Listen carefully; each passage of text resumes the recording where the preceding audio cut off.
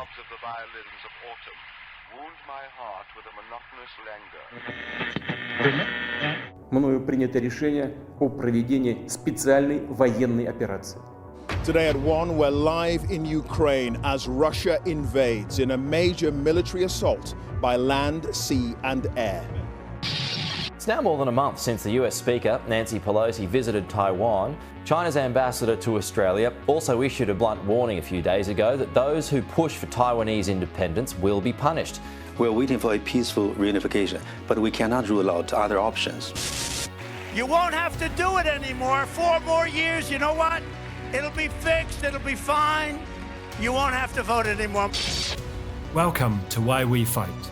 Democracy is at war. Around the globe, we're watching the forces of authoritarianism rise. From regimes like Russia, China, Iran, and North Korea to oligarchs, religious extremists, and populist demagogues. There are those who resist. Activists, journalists, academics, soldiers, faith leaders, and politicians. In this series, you'll meet them. You'll hear their stories, what they do, what democracy and freedom mean to them, and why it's worth fighting for. If you believe in this mission, don't forget to like and subscribe. Patreon and Substack supporters get early access and exclusive extras. And if you want to connect with others who care about democracy and a free, living world, join us on Discord. For my written work and commentary, check out my Substack, Dictators v Democrats. With that said, let's go. Welcome to Why We Fight. Today I have the pleasure of being joined by Professor Mark Galeotti, an expert on Russia, on modern Russia, and a Kremlin watcher for some time. He's an author of, I've actually forgotten how many books. I don't know either, but there you go. It doesn't really matter. Runs a podcast in Moscow's Shadows. I absolutely recommend you check that out. That's a weekly podcast, and his Patreon subscribers do get early access and special access to certain pieces. And he has a book out today, Homo Criminalis, which is something I'm very interested in as a former police officer, which is about the criminal, the evolution of the criminal, and criminal fraternities. Professor Galeotti, thank you very much for coming onto the program. No, delighted to be here. So you've been a Kremlin watcher, a Russia watcher, an expert on this country for some time. What first drew you to studying it? Look, I mean, it's a classic question to which I have absolutely no sort of classic answer. You know, most people, it's because they at least start with some kind of family connection or similar, or else the other sort of classic route in is that you fall in love with the classics of Russian literature and so forth. Now, look, I'm a bear of small brain. I really don't sit there thinking, why don't I reread War and Peace or something? No, for me, I think, and I have been obsessed with this country since as long as I can remember. The very first time I went there was in 1980 when I was 15 years old. It's that, look, I'm a historian of the old school in the sense of I'm interested in the stories. And for me, Russia has always had the best stories, not necessarily the happiest. But even then, in some ways, when there is so much blood and misery, then actually the heroisms, the altruisms shine all the more brightly. But no, it's that. I mean, the closest thing I have to a family connection is that my English grandfather, having served through World War I, then instead of getting demobilized, was lucky enough to be picked for the British Expeditionary Force that went into southern Russia during the Russian Civil War. And my Italian grandfather in World War II was a cavalryman in the fascist Italian military. And when he learnt that his unit was due to be deployed to the Eastern Front, fortunately, and this is a terribly Italian story, he had dirt, compromat, on the company quartermaster and essentially said, if I'm going to Russia, you're going too. So fortunately, he didn't end up going, which is just as well, because the Germans sent his cavalry unit to go deploy into the Pripyat marshes, because we know that there's nothing that horses love so much as swampland. Yes. And it was thoroughly decimated in the combat. And Studying Russia's descent into, or redescent into authoritarianism, or its very short-lived experiment with democracy, why did democracy fail in the post-Soviet Union Russia? I think it's a combination of reasons, not least because no one really understood what democracy was. But I think the key thing is this. I think what we have seen is it is possible to have rule of law without democracy. However, it certainly is not possible to have democracy without rule of law. Mm-hmm. And this is really what we saw in the 1990s, is a kind of democracy emerging in Russia, and yet without any meaningful movement on the rule of law. And frankly, the death knell of that was signed as early as 1993, when Boris Yeltsin was involved in a constitutional dispute with what was admittedly a parliament full of, in many cases, unpleasant hangovers from the Soviet era. But still, instead of relying on the rule of law, Yeltsin relied on the rule of tanks, shelled parliament into submission, rewrote the constitution to say that it had been all right for him to do that all along. And not only that, but the West, who clearly preferred Yeltsin to the nationalists and communists in the parliament, were fine with that, just as they were fine when in 1996, the Russian elections, in which probably the communists would have won, were rigged to ensure that the communists were kept out, because we didn't like the communists either. But unfortunately, in doing so, and I'm not saying that the main blame is ours or anything like that, but I think we also have to recognize our part in this. We essentially seem to condone the idea that democracy is not really about the sovereignty of the people. It is something that is managed and rigged, and it's a sort of a process whereby you claim to have a mandate rather than genuinely acquire one.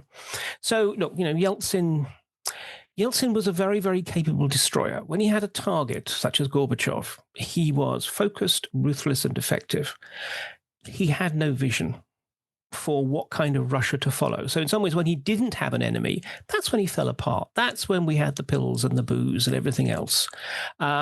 He took his eye off the ball. He let his cronies enrich themselves. This is the era, after all, of sort of wild capitalism and the oligarchs becoming oligarchs, as long as they protected him, shielded him, paid him off.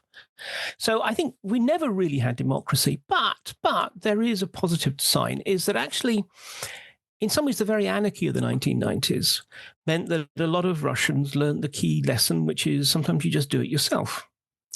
And that was really the emergence of a civil society. Stunted, limited, very much sort of, trapped in certain sectors of activity rather than properly entrenched within the nation.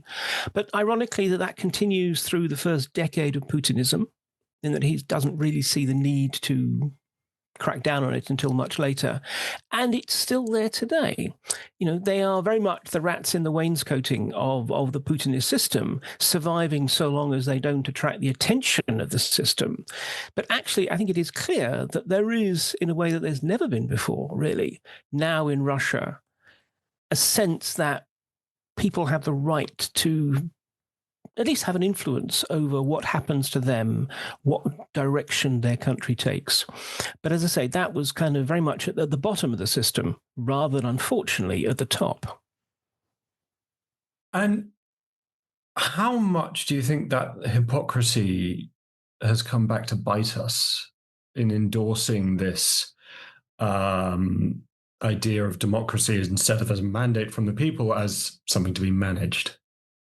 I think it really is it's quite serious, because one of the things that Putin taps into, and one of the things in which he does not create it, he actually is simply building on a general sense, is precisely a Russian sense that the West, we are all sanctimonious hypocrites. Mm-hmm. That we say all these fine things, but we don't really believe any of them.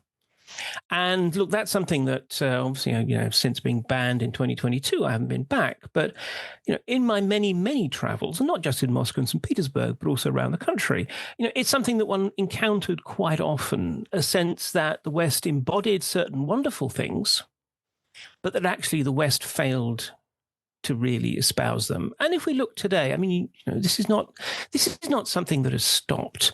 When one sees, Ursula von der Leyen fawning over Azerbaijan's Heydar Aliyev, a man who essentially carried out ethnic cleansing in Nagorno-Karabakh, well, we're still doing it. We are choosing the most convenient autocrats and not just dealing with them, but talking them up as our friends and allies. That's a lesson we clearly still haven't learned. Yeah, I had this conversation with a Pakistani journalist and dissident about when geostrategic realities hit our ideology in the face, and we have to learn to balance that. And I don't think that I think I agree. I don't think we've done that very well. And how much does Putin rely on the 1990s to ensure his power base, or how much did he at the start of his presidency? Well, the start of his presidency, very much. I mean, to a degree, you can understand it. I mean, the 1990s were a miserable, miserable decade for the overwhelming majority of Russians. Now, when I was traveling there, was to a degree shielded from it because I was a foreigner, and more to the point, because I had foreign money. And therefore, I could afford to go to the shops that still had, had all kinds of goodies.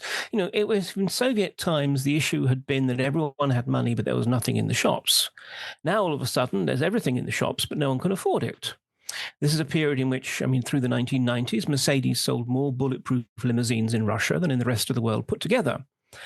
And those bulletproof limousines carrying their sort of new oligarch class, rolling through the streets of Moscow in front of lines of pensioners selling anything that they had, just simply to eke out pensions that now were essentially worthless.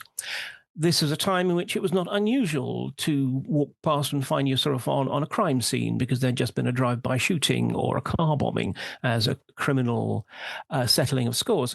In that context, to suddenly have a president who is, well, first of all, just simply sober and able to walk unaided. I mean, let's not pretend that wasn't a reassurance, but also who talked about the return of the state, who talked in those days very much about what he called the dictatorship of the law, which, had he actually carried through, would have been an amazing legacy to have left Russia. But of course he didn't. But, he was saying all the right things. And there was this sudden and quite dramatic decrease in the sort of violent street crime. We started to see him going after the oligarchs. And look, we look at what happened to Khodorkovsky, for example, the richest man in Russia, who was clearly singled out as an example and was given a show trial. Russians did not then and do not now think of him as a victim. They think of him as just, one more of the bloodsuckers who sort of basically plundered their country. And actually, the sight of him in a cage in court was something that people found a positive, not a negative thing. So yes, in the 1990s, there was misery, and in the noughts, there was stability and prosperity. And in the 2000s, and Putin has been, I hesitate to say the luck of the devil, but certainly very, very fortunate in his sort of reign, because anyway, the 2000s, they coincided with a period of buoyant energy prices, just simply the slow stabilization of the Russian financial system. And so this is the era in which Russians got to live a good life, and they got their nice new fridge freezer and their car and their apartment in some shiny new tower block and whatever else. So all that together in some ways seemed to support this social contract that he was offering the Russian people, which is, look, you stay out of politics, you vote the way you're meant to vote, and don't expect that at high politics level you will really have any influence. But in return, you'll be looked after. Life will be easy, life will be calm, and perhaps most importantly of all, not just will tomorrow be better than yesterday, but your kids will have a better life than you had. And that was for people who've been through the shabby decline and then collapse of the Soviet Union and then the anarchy of the 1990s, this was a very powerful offer. Now, that said, we still see it being mobilized to a degree today, but it's gone into history. It's very much a diminishing value. The 1990s, the wild 90s, is a sort of a, one could almost rank it with the time of troubles that followed Ivan the Terrible's death. It's something for the history books rather than something that motivates you here and now. And what lessons should we in the democracies, or we perhaps more accurately as Democrats, take from the 1990s, especially with regards to nation recovery and how to assist nations? I mean, I think the honest answer is tough love. And to a degree, we failed on both parts of that. Understandably, we were focused on the newly liberated countries of Central and Eastern Europe, especially as there was, they were moving towards membership of the EU and indeed in due course NATO. That's where the focus was for assistance, recovery, and just general attention. Russia, it was that sense of, oh, thank God, we don't really have to care about Russia that much. And look, I mean, I spent a stint in the British Foreign Office in the 1990s. And obviously, the people who cared about Russia. But there was a certain problem in mobilizing that to the attention of political leaderships, unless there was going to be some sort of, state visit or something. So we more or less thought, well, good, we can basically forget about Russia for the moment. And, we relied on, just as we have, for example, in the Balkans too often, on the idea of Yeltsin as a stabilicrat. That, sure, he was a rough diamond, that chap Boris, but nonetheless, he was going to keep the lid on things, and we shouldn't really pay too much attention to precisely what was going on under that lid. What we needed to do was, and look, again, I really want to stress that there is this kind of vogue at the moment for saying why everything is the NATO is the West's fault, and why Putin wouldn't have gone into Ukraine had it not been for NATO expansion and so forth. We have to knock that on the head. Yes. That doesn't mean to say that we shouldn't pretend that there were no policy failures. And I think what we needed to do was precisely a bit more toughness, a bit more love. We shouldn't have just stood by when Yeltsin shelled his parliament and essentially said that was okay. We shouldn't have praised him for his election in 1996 when we knew perfectly well about the degree to which this was actually, an election that had been won by oligarch money and an extraordinarily vicious propaganda campaign against the communists. We should have accepted that basic lesson that the thing about democracy is sometimes the people you don't want to win will win. Mm-hmm. And that's just the way it is. If you're not willing to accept that, then you're not a Democrat. So I think we should have paid more attention to Russia. We sort of made Russia feel less like it was now, well, thank God you're now not a hostile superpower. The only reason we cared about you was when we feared you. Because unfortunately, now we have the lesson for people like Putin who says, well, in order to get the West to pay attention to us, we have to get the West to fear us. So I think more toughness and more love might have helped. Look, ultimately, it's for the Russians to build that. But I think, if we'd done that, maybe, just maybe, we would have seen a little bit more rule of law. Would it have stopped someone like Putin coming to power? Probably not. But it might have meant that he didn't have such an easy run in terms of rebuilding an authoritarian political system. And do you think that we wasted the peace dividend? I'm particularly thinking about Dudayev's interview. I'm doing a documentary about President Dudayev and his interview in February of '95, where he describes the Russian imperial mentality, which I'd say is separate from Putin, and pretty accurately describes the course of events as we have seen them. The bloodbath in Crimea, the irreconcilable conflict between Russia and Ukraine. Should we have listened? Well, I mean, to a degree, yes, though I'm not quite sure by what bloodbath in Crimea you're talking about, really.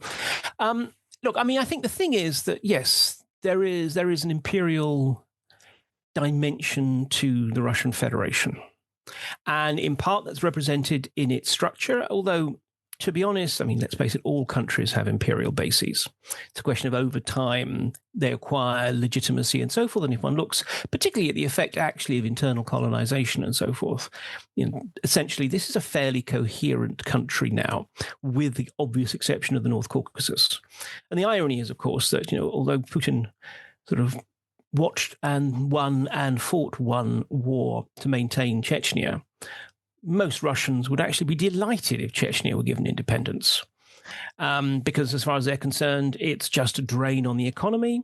It keeps all these Chechen gangsters in their cities, and it requires huge amounts of federal funding that then gets embezzled by Kadyrov and his cronies. So there is a certain sort of imperial dimension to the country itself, but then there is the all-important imperial dimension to its kind of sense of itself, its mindset. And I think this is one of the key problems. Russia has always had an alibi. Yeah. In 1917, all this bad stuff, that was the Tsars. We're a totally new workers' state. 1991, all that bad stuff, that was the Stalin and the communists. We're now Democrats.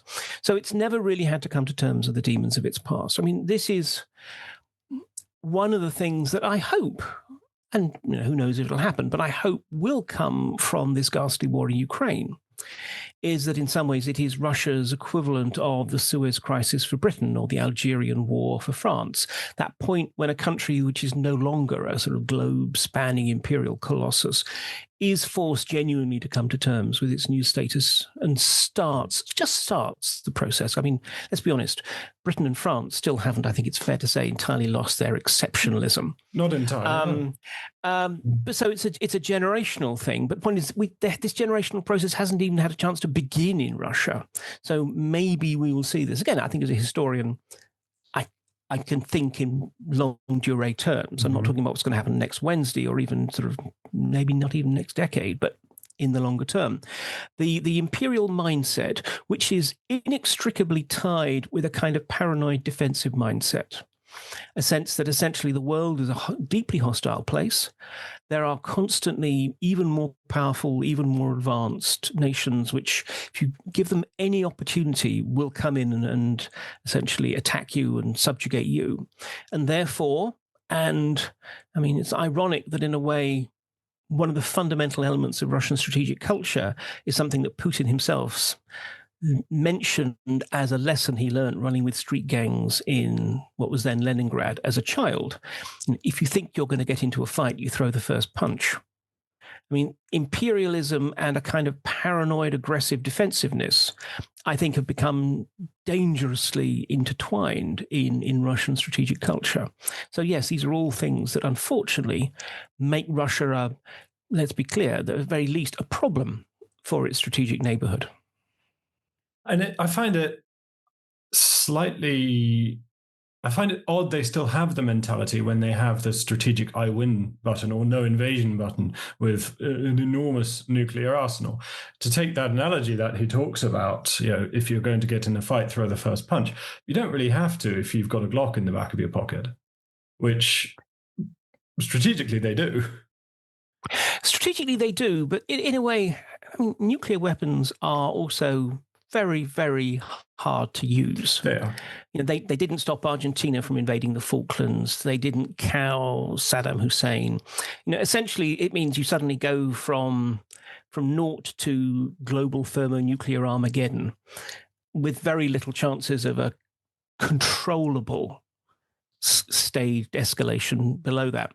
But I also think, again, look, this is not just simply about territorial possession. I mean, if one looks at how Putin personally thinks about the world, it's clear this is a 19th century geopolitical view, where essentially the world has a handful of countries that are great powers, and then the rest, they are just they are squares or cells on the the board of geopolitical risk. The only question is which of the players actually controls it. And so from his point of view, there was this issue about Ukraine, particularly given that this is a man who, since before he was president, didn't believe Ukraine was a country, didn't believe Ukraine should be a country.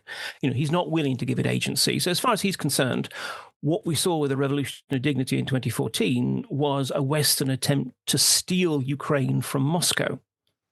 And if Moscow lets that happen, then Moscow looks weak. I mean, it's all very breastbeatingly primal. But nonetheless, I think that is, on a simplistic level, how Putin sees the world.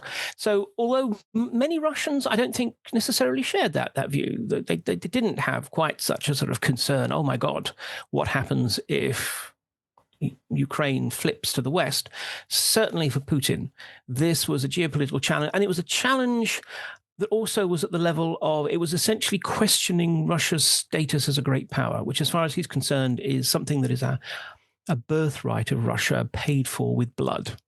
And it's actually aggressive of the West to question it. Again, this is a weird thing. I think Putin, in his mind of mind, and look, I don't know, this is not in any way to defend him, but I think he genuinely believes that he is on the defense, that in fact you have this hostile conspiratorial West that is trying to undermine Russia's place in the world, and he's pushing back. He's wrong, of course, but that's in some ways what I think makes him so dangerous, makes it why he's, for example, willing to suffer these extraordinary losses in Ukraine. Because he does not see this as a punt, as a little imperialist sort of gambit that's worth a go and let's see if it kind of works out or not. He sees this as as an existential defense of the motherland's interests. And when it comes down to it, as we've seen, when the motherland is at risk, then massive costs can and will be paid. Has he fallen into the dictator's trap where he anthropomorphizes the state and as himself? It's always very difficult to know quite what Putin thinks, especially these days. But on the other hand, when you have, Volodin, who was his chief of staff and is now Speaker of the State Duma, famously said this point about no Putin, no Russia. And it's hard, I think, not to succumb to that when everyone around you is telling you that, particularly given that he has shrunk his circle of people he really talks to a sort of coterie of mini-me's, yes-men and cronies. So all I can really say is I imagine not. And the very fact that he's clearly at present making no moves to identify a successor, or even a process which could actually generate a successor. There is that, again, sort of après-moi le déluge, that sense of he doesn't really care. In the way that Stalin didn't. Doesn't really care what happens after he goes.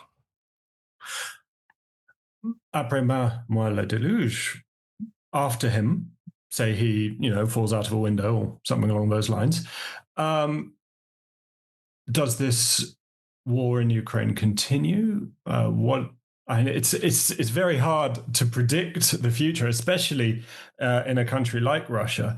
But I'm going to ask you to, nonetheless. Sure. Well, the war in Ukraine, haven't you heard Donald Trump's going to sort that one out? No, I think that if the war is still running when Putin dies, and I think this is it, I think the prospects of him being willing to stand down in any circumstance other than just simply, very serious illness, I think are pretty much nil now. He's basically stuck there. Not that we should feel sympathetic for him until he goes. Look, I am still unfashionably optimistic in the sense that I think what we see with Putin is to a degree also an expression of the last gasp Homo Sovieticus. If you look at the people around Putin, they're very, very similar age, similar background, many of them ex-KGB. Almost all of them were not in the Soviet nomenclature, the Soviet elite.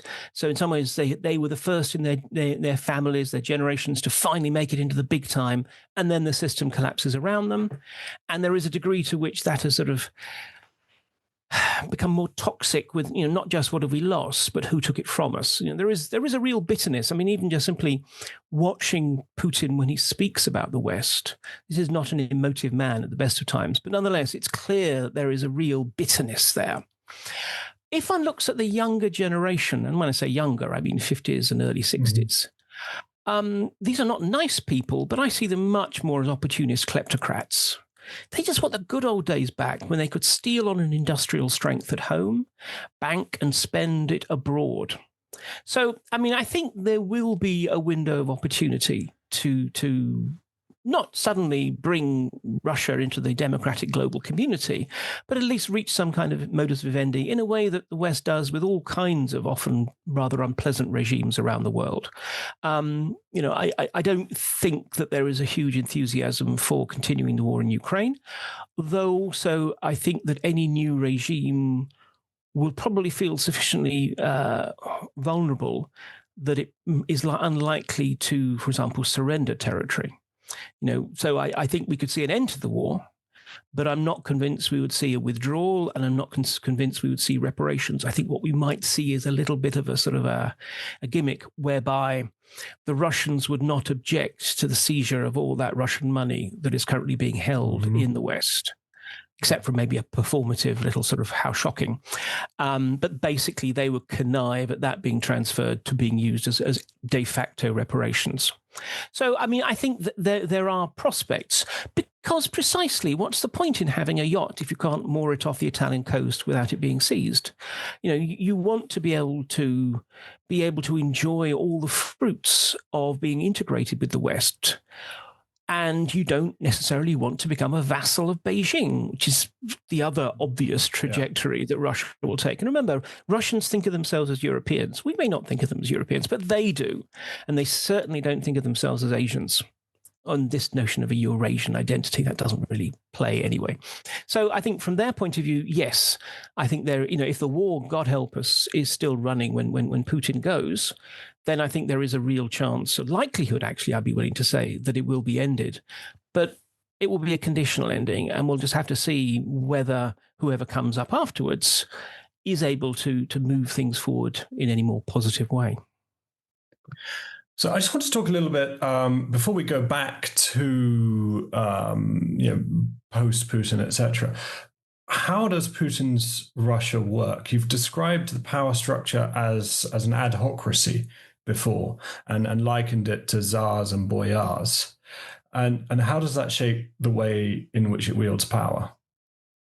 Well, the interesting thing is, if you look at Russia, in the main, it looks like any other bureaucratic institutionalized state. You know, there's ministries, there's committees, and so forth. And on the whole, these are the things that are doing what they should be doing. They're doing their jobs. The issue is that atop that, you've got this almost medieval court around Putin, in which the primary currency is precisely the favor and the indulgence of the monarch. And this is where the adhocracy comes in that, people are pitching ideas, people are finding themselves being assigned to do things which may not be what their sort of technical job title would say, but that doesn't matter. If that's what the boss wants you to do, if one day you're running troll farms and the next day you're running a mercenary army, as in the case of Yevgeny Prigozhin, so be it. You don't tend to tell the boss no. I mean, until frankly, you do. Well, yeah, but even if we think of that, I mean, actually, Prigozhin did not want to be involved with Wagner when he was first approached to do it. I mean, he was making a lot of money, as was. But when it came down to it, since his whole business model depended on the favor of the Kremlin and all these padded government contracts to feed the troops and whatever else, ultimately he couldn't say no. And yes, then he got rather committed to his Wagner project. Fatally so. So I think this is the thing. It's essentially a state in which the bureaucrats and the technocrats do their thing, right up to the point when the monarch chooses to intervene. Putin is in many ways quite a lazy autocrat. There's a lot of things he just can't be bothered with. Anything that looks too difficult, anything that looks too boring. We saw this, for example, with COVID. I mean, Putin disappeared into biosecurity and essentially dumped the job of dealing with COVID on his prime minister, Mishustin, the mayor of Moscow, Sobyanin, and all the various regional governors. Didn't provide them with extra funds or a clear steer. Just more or less sort it out, guys.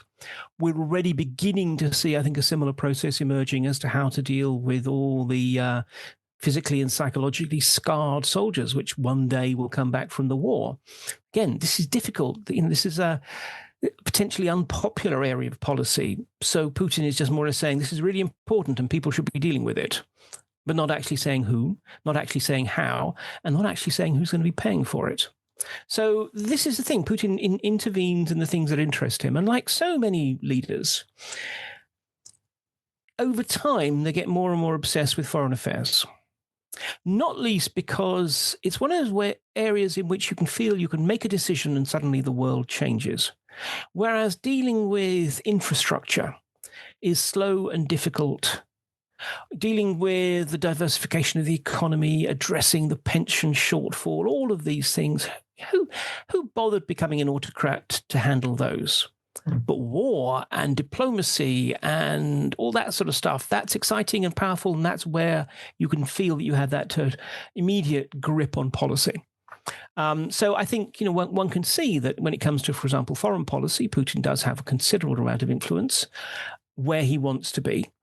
And that's often reflected in the fact that different government agencies end up becoming dominant. The Security Council essentially ran policy over the Balkans. Rosneft basically runs policy over Venezuela because it's oil-driven. The Foreign Ministry still is dominant over Afghanistan because no one cares about Afghanistan. And no one, therefore, has chosen to steal it from the relatively low political influence foreign ministry. So this is how it all becomes rather distorted, is that you have a system which is trying to do its job, but forever being forced to tack to whatever is the current wind that blows from Putin's court. And how do other countries, how do we, with Russia as an adversary, cut through that noise and find the person we really need to be addressing? I mean, it's very difficult because at the moment we have so few channels of communication. I mean, there are fewer communication channels now than there were at the height of the Cold War. And I think in part that's because of a sort of pernicious assumption that has emerged, which is that dialogue is a reward for good behavior. Whereas, in fact, I would argue that we need to be talking to our adversaries more, or at least as much as we do to our friends. But that's inconvenient, and that's sort of, you might get your feelings hurt, and you're going to hear things you don't want to hear. It's so much easier just to talk with people who agree with you. In this respect, it's a microcosm of how things were. Again, if I go, think back to pre-2022 days, too many embassies in Moscow. Their idea of dialogue with Russians meant inviting some West-friendly academics to a round-table dinner where essentially everyone would agree and they'd have a very agreeable, three-course meal and 2 wines, and then everyone would go their separate ways. And I was often saying, actually, you need to talk to the rabid nationalists. You need to talk to the people who actually want to stab you for the sheer joy of watching you bleed, if you really want to get a sense of the spread of political opinion. Now, I think in some embassies, that lesson has now finally percolated, as we see the rise of rabid nationalists sort of helping shape and influence policy. But unfortunately, my suspicion is that it's a bit late. That nowadays it's very hard. If you're a Western embassy, I mean, operating usually on very, very short staff nowadays with all the tit-for-tat expulsions. But even so, actually, people don't want to talk to you because they think it's going to be dangerous. So I think it's particularly problematic. There are some embassies that can still do it, but not the obvious ones. And I think in that context, therefore, it's more that we're kind of finding ourselves in a position in which we are still dependent on a relative handful of personal channels, people telling you, but they'll just tell you what they think the situation is, or what they want, or what they think you want them to tell them the situation is. And essentially just watching the public statements, watching the actions that happen, and trying to divine what's going on behind it. I mean, in some ways, we're all criminologists once again. How much have we, through this, devolved to the old way of counting who's standing where on May 9th?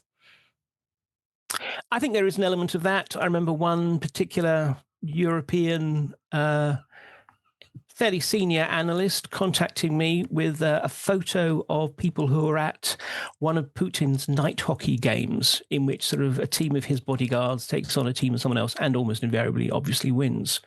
And again, wanting me to divine something from where people were sitting.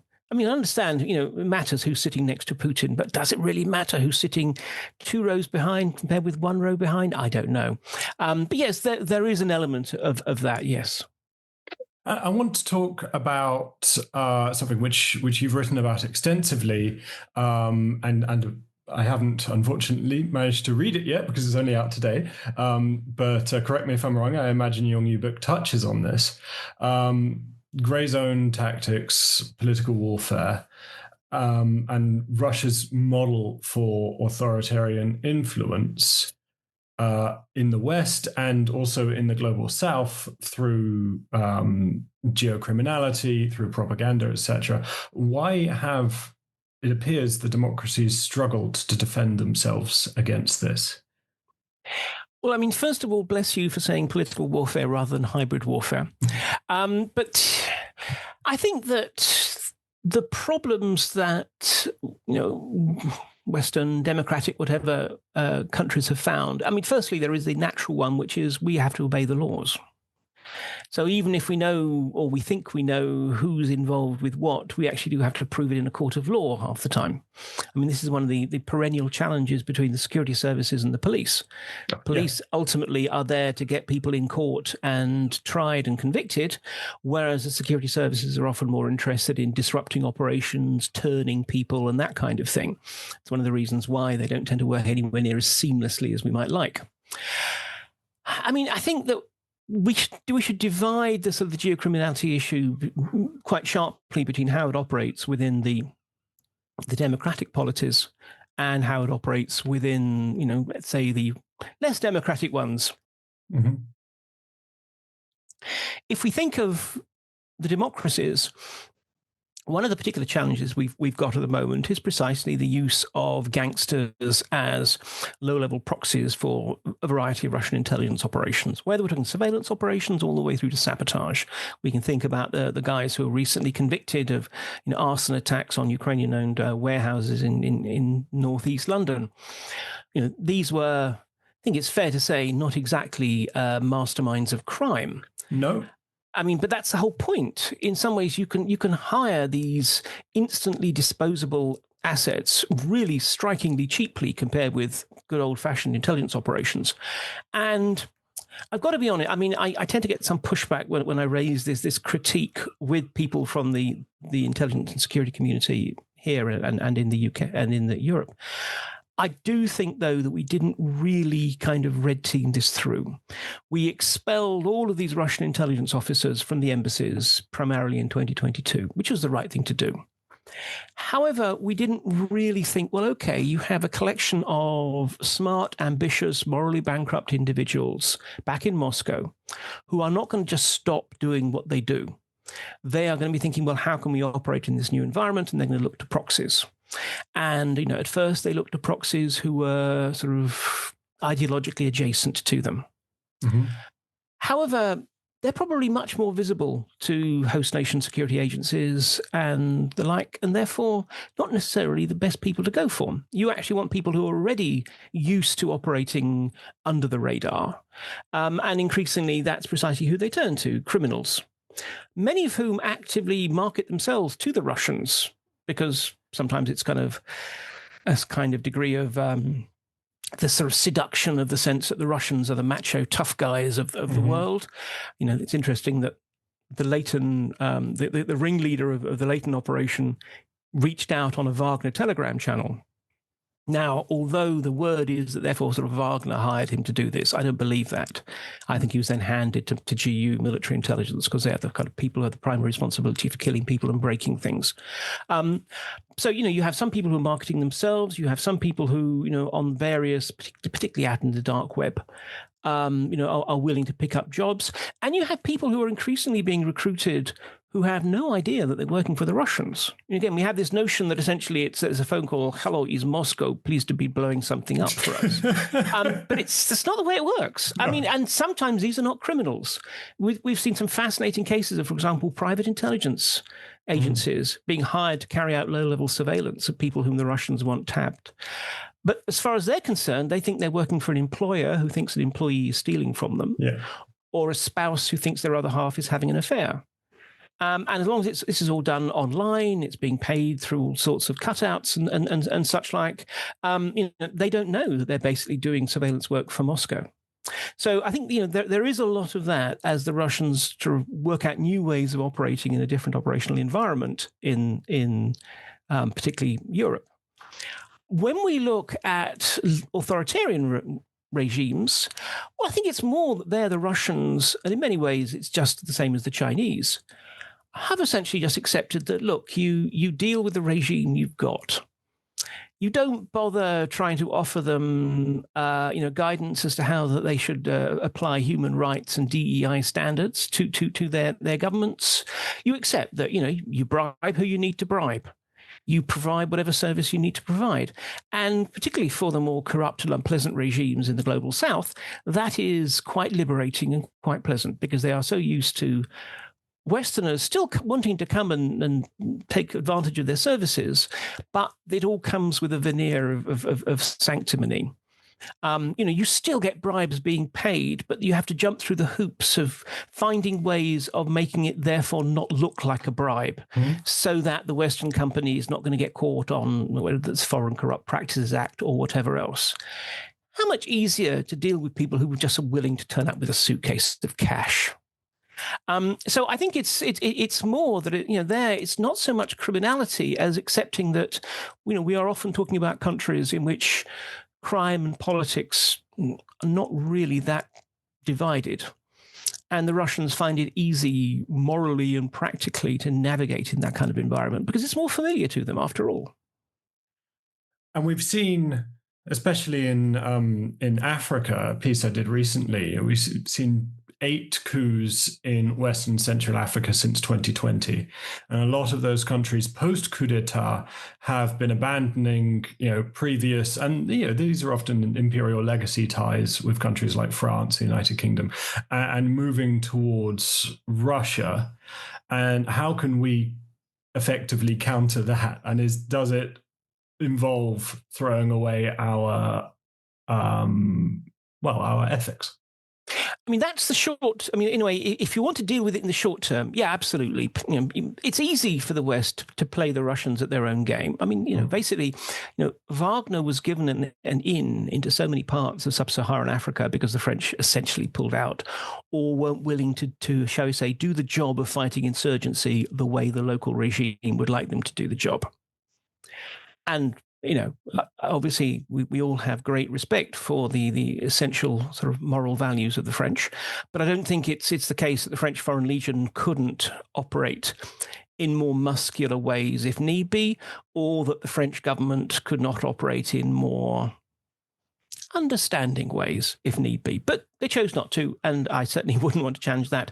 That's the short-term temptation. I think, though, that actually would be deeply unwise. Firstly, because, look, let's be honest, it doesn't really matter that much if Russians are involved in Africa. I mean, in many ways, it's a distraction. The Russians treat this as very much a subsidiary theatre. It's certainly not one they're willing to spend any money on. The mercenary operations was Wagner, now increasingly Africa Corps. They have to be more, not just self-funding, but actually profit-bearing. I like to call it the appropriately named Africa Corps. Exactly, yes, quite. Historically blind, never mind. But, the days of, back in Soviet times when the Soviets would come in and outbid to build a dam or whatever else, they're long, long gone. And I think from the Russians' point of view, they just simply know that operations in Africa tend to be, particularly for the French, something of a neuralgic issue. And just as well, obviously, their role in Libya is in part because they're trying to control the streams of migrants, which will get them the Italians' attention very, very sort of sharply. So, I think we have to realize that these are very much subsidiary.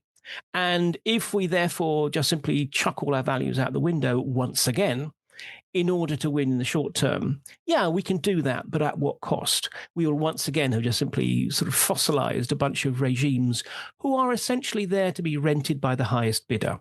They're not going to stay bought.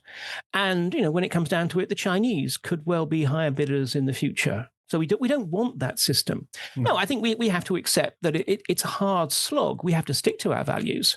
But again, our values are not just something that we sort of shove down people's throats because we think they're morally better or because we think that everyone will just want to be like us. The days when Europe was seen, and here I include the UK in Europe, was seen as this kind of beacon of how you want your states to be run, I think are pretty much gone, certainly much of the world.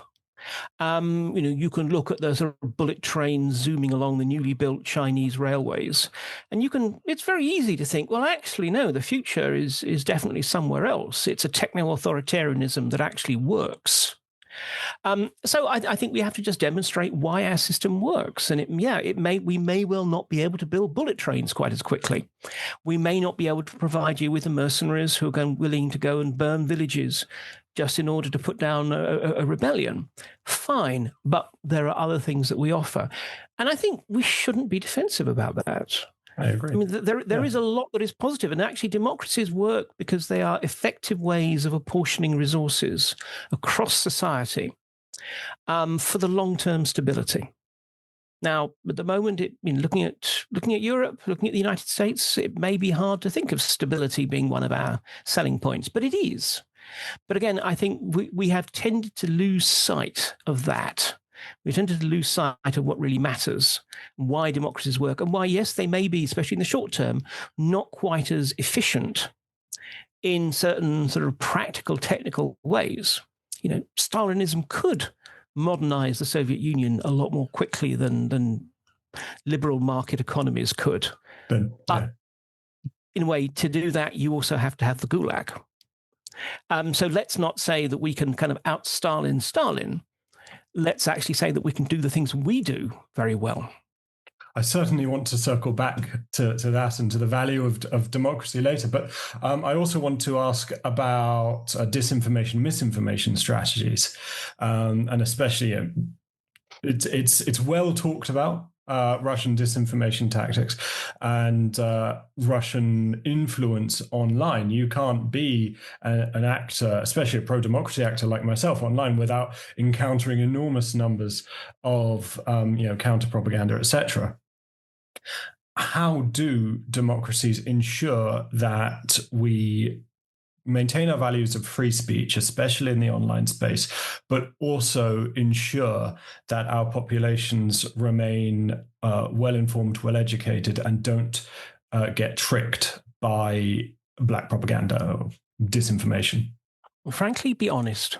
I mean, the thing is this, that the Russians do not, or any of the other sort of malign online information actors, they don't have any magic mind control powers. They can't just suddenly sort of impose some kind of different worldview. The problem is we are in a situation in which there is actually a massive credibility deficit.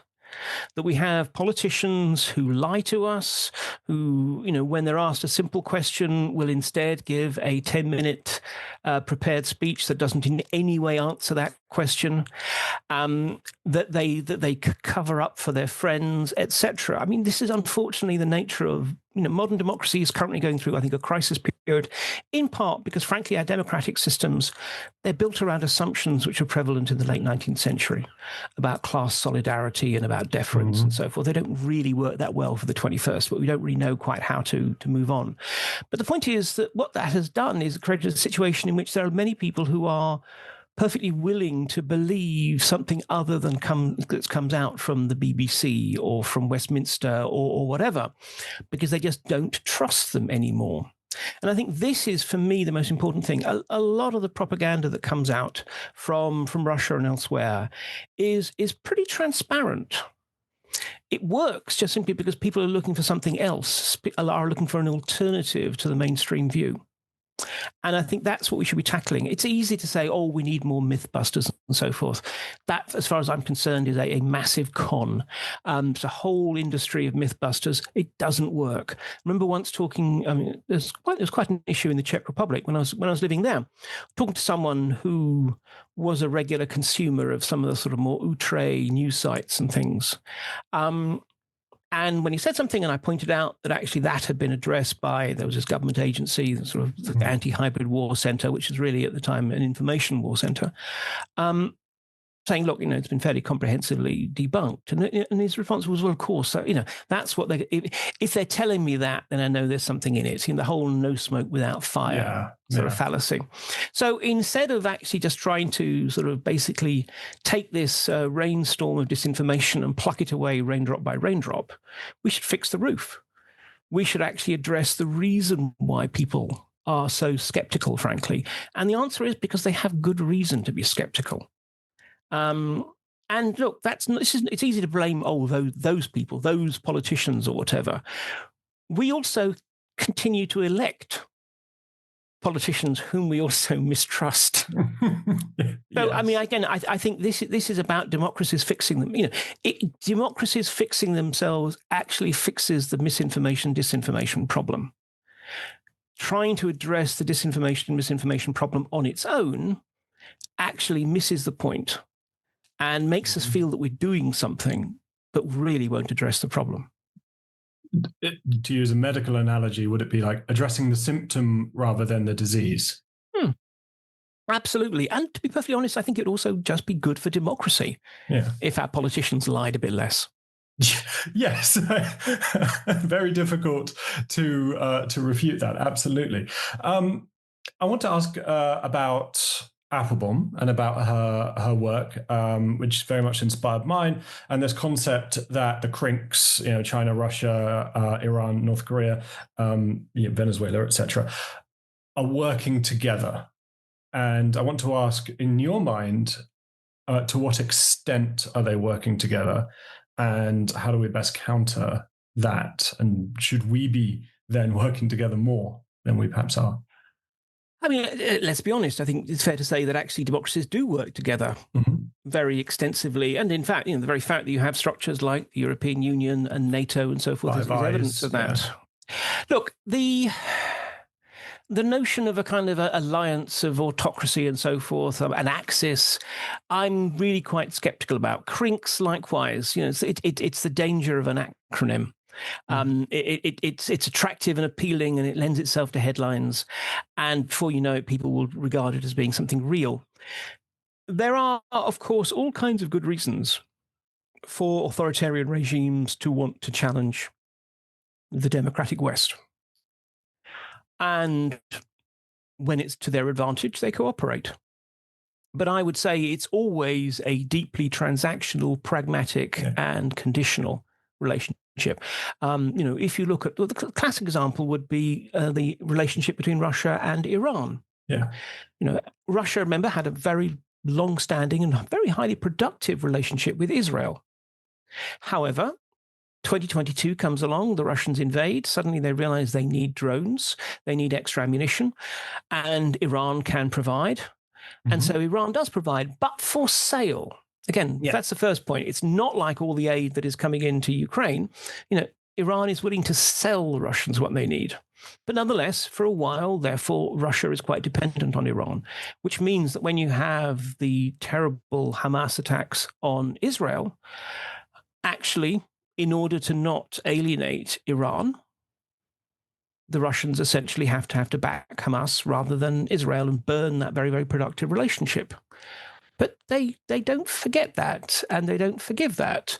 And later on, once they'd essentially begun to localize drone production, and instead of Shahids, they're using Geran, the Russian equivalent. Which is better in basically every way. Precisely. But, but the point is they now have the productivity. They can also rely on, for example, North Korea for a certain amount of admittedly very low quality ammunition, but nonetheless lots of it.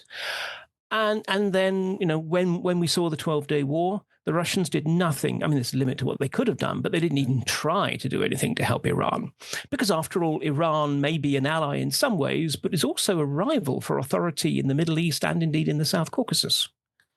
Likewise, China. I mean, obviously there's talk of this friendship without limits, but in practice, the Chinese gouge the Russians very, very hard on their, energy deals because they know that they've got Putin over the metaphorical barrel. And you've had recently, there was this New York Times leaked report about concern about the level of Chinese espionage. Well, this is something that we've seen for years. In fact, the Chinese have actually stepped up their espionage against Russia. So, these are they're not even frenemies, really. There is an element of, the enemy of my enemy is my short-term and transactional ally. Yeah. But on the other hand, they'll ditch it. My concern about this is, after all, not because, yes, of course, there's cooperation, there's a certain amount of intelligence sharing and so forth amongst these countries, sort of what we could almost call best practice. But it's more that by focusing on that nasty alliance out there, again, we make too many of our problems external. And therefore, all we have to do is band together and stick to what we were doing and all will be fine. I think that we have to realize that, in fact, why are so many countries willing to join BRICS these days? BRICS is the most rapidly expanding economic bloc in the world. Why are so many countries resistant to the pressure of secondary sanctions and continuing to deal with Russia? Is it because they think Russia is the acme of perfection as a state? No, of course not.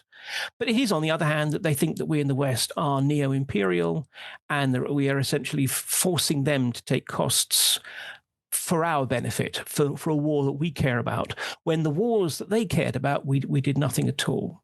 So again, it comes back to I'm not trying to blame the West for what's going on.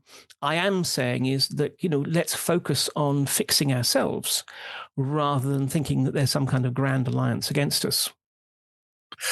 And onto neo-imperialism, just as a quick follow-up, this is something I try to counter. And I was talking to Adil Raja yesterday, Pakistani journalist, and addressing his audience. And how do we counter that idea that the Russians use and that the Chinese use as well, that the West is neo-imperialist and they are not, when so clearly to me, you have the 9-dash line from China, and obviously you've got Russia's invasion of Ukraine, Russia's activities in Africa, which to me are nakedly imperialist. Well, I mean, you say that about the activities in Africa, but they are working with the existing regimes. I mean, I think the key thing is this: on the whole, maybe I'm just old, crabbed, and cynical. I don't think people care that much about the big picture of what happens elsewhere. Yes, of course, Russia is being nakedly imperial in what it's doing in Ukraine, just as it was in its time in Georgia, in the rest of the South Caucasus, etc., etc.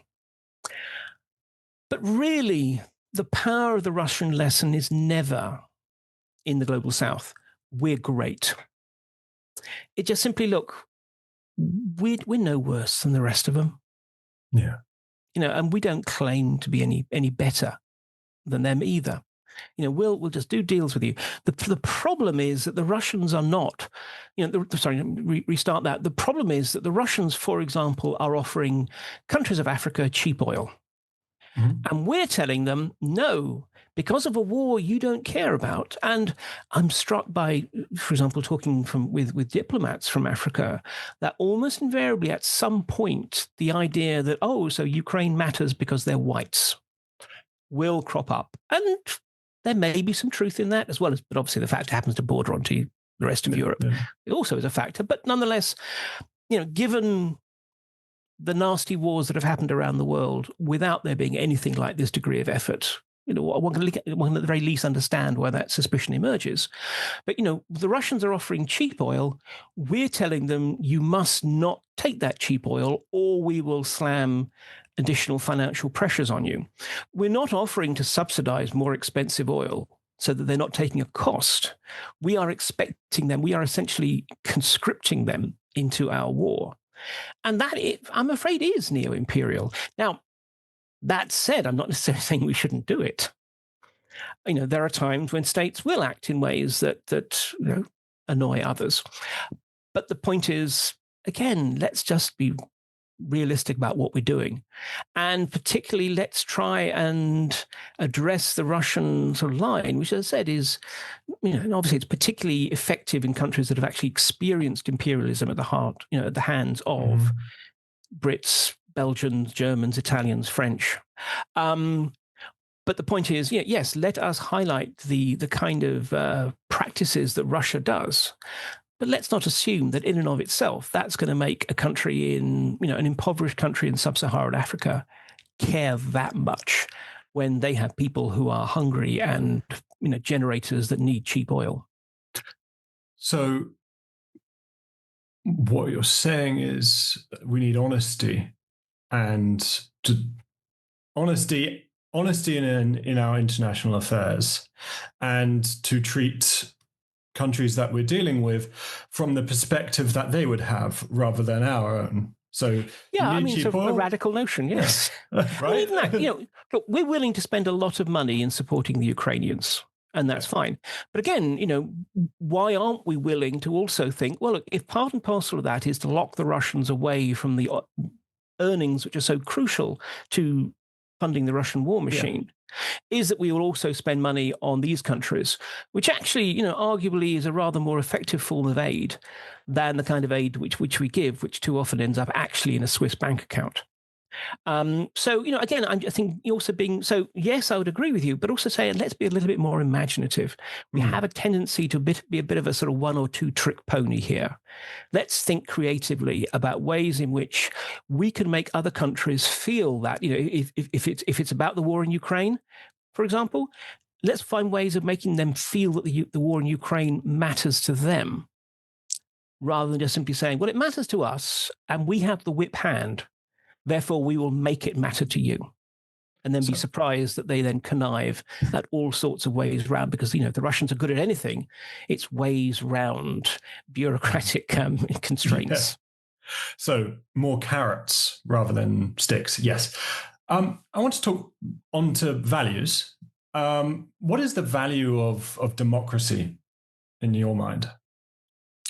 Well, again, I would say that we have to inextricably tie together democracy with rule of law. Democracy in and of itself is often, again, we go back to Winston Churchill's definition of, the worst system of government except for all the rest, is often frustrating and is often deeply inefficient. We have to recognize that democracy requires all kinds of concessions and the like. However, if one puts together democracy plus rule of law, we're talking about a system in which ultimately, to a degree, I can say what I want to say without having to worry, that I can agitate for changes that I want to see happen without necessarily thinking, so long as I remain within, the broad confines of the law, without being dragged off to a black site somewhere. And most importantly of all, as I said, democracy is a way of relatively equably distributing the resources that are available to the common weal. Without democracy, without rule of law, you invariably have a system in which the rich get richer and the poor get poorer. It doesn't matter what we're talking about, whether we're talking about sort of neo-Confucian dictatorships like the Chinese, whether we're talking about kind of a mix of sort of medieval kleptocracy and bureaucracy as in Russia, whether we're talking about, your classic banana republic, it doesn't really matter. All of them ultimately enrich the powerful. And democracies, yes, the powerful still have all kinds of perks and opportunities, but a working democracy should be one that actually constrains that, whether it's in terms of taxing them adequately or whether it's in terms of preventing them running sweetheart deals, which basically puts government contracts at inflated prices into their back pockets. It is deeply frustrating. Democracies are deeply, deeply frustrating beasts. In some ways, I think of them as like, the really advanced fly-by-wire jets, which are actually designed to be unstable. And it's this constant, all the sort of computing power in the jet, constantly shifting the control surfaces that can therefore make this naturally unstable beast do incredible things and be massively sort of nimble and such like. That's what a democracy is. It is by definition a deeply unstable beast that needs constant tweaking and constant observation by an active and attentive civil society, a challenging media, and a legal system which is genuinely sovereign. But once it has those things to keep it on the straight and narrow, it can do amazing things. What do you have to say to those people in the West, especially young people? We've seen, Spain and France poll at 50% in favor of democracy, Poland polling at 48%, who are losing faith. Honestly, I get it. There are times where I think all this country needs is for me to become its dictator, and everything will be so much better. But I think the real question is this. When people are asked what they think of democracy, they think of democracy as it is currently practiced. Mm-hmm. And I think this is the issue, because we're not willing, because we're scared. We're scared of kind of unpicking and thinking suddenly that, we unpick one little bit about democratic systems, and before we know it, the whole thing will have unraveled. We're scared of populists. We're scared of the authoritarian sort of tide, what seems to be an authoritarian tide, without looking at, okay, well, what's happening to the Russian economy? What's happening to, China? Actually, we have a tendency to be kind of mesmerized by our rivals' successes. But I think the main thing is exactly, when people, especially young people, say that they are losing faith in democracy, they are losing faith in a political system which essentially was created between 1850 and 1950 and hasn't evolved since. Well, gosh, the rest of the world has evolved. The world we live in, our day-to-day world, whether it's in terms of the internet and social media, or just the things that matter, the challenges we have of climate change and the like, all that has changed. But our political system is still stuck in the age of, cloth-capped working classes voting for Labour, aspirant middle classes voting Conservative, and the sort of the do-gooders going for the Liberals in between. That's not the world we live in.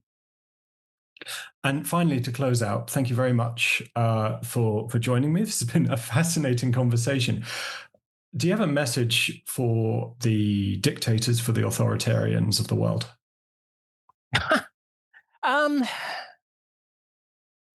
That's an interesting question. Okay, I readily admit I wasn't expecting that one. Obviously for Putin, it's why the hell did you call me a Russophobe? But no, more broadly, look, I think that the truth of the matter is that the dictators and the authoritarians, they are forever dancing on a razor blade. And it can be an elegant dance, but they ultimately are always afraid. If you're a Western politician, you lose an election, you go to your shed to write your memoirs, you start to make the real money on the international talk circuit, and you will be sort of hailed as an elder statesman despite how badly you may have done your job. An authoritarian, though, actually, what do they face? They face constant ignominy if they're lucky, execution if they're unlucky, or indeed a war crimes tribunal in The Hague. So I think in that circumstance, the truth of the matter is actually, bizarrely enough, I feel sorry for the authoritarians because they can never, ever relax. They can never, ever take the world one day at a time. They always know that they have themselves created a system full of little mini-me's. It's like that glorious moment at the very end of the film, The Death of Stalin. I love that film. When at I think it's Beria's funeral, we see Khrushchev in his pomp at the moment when he's clearly sort of heading for ultimate power, and then the camera pans to the shaggy eyebrowed Brezhnev. Brezhnev just looking at him. Behind him, exactly. There will always be a Brezhnev in the rows behind you, looking at you. Professor Galeotti, it's been a fascinating conversation. Thank you very much indeed. And where can people get your book? It's out now? It's out now in the UK and also in the Netherlands. And that means, I think that, if you're in Australia or New Zealand, I think you can buy it. United States, it tends to, I think, take about 8 weeks for Penguin Random House books published in the UK to reach the American market, but it will get there. Well, if you're listening, be sure to pick it up. It's going to be a fascinating read. I'm going to pick it up as soon as I can. And be sure to check out Professor Galeotti's podcast, In Moscow's Shadows, which I believe is every Thursday. It comes out usually on Sundays, but because it's not my day job, occasionally there are hiccups and bumps. Professor Galeotti, thank you very much. Ladies and gentlemen, this has been Why We Fight. Thank you for listening, and do remember that democracy is non-negotiable. That's it for this episode of Why We Fight. What struck you most about their story? What did you agree or disagree with? Drop a comment and let us know. And if this conversation meant something to you, don't forget to like, subscribe, leave a review, and share it with someone who cares about democracy as much as you do. To get early access and support independent journalism, join us on Patreon or Substack. Links are in the description. And if you want to connect with a global community of people who care about freedom and human rights, come hang out with us on Discord. Until next time, remember, democracy is non-negotiable.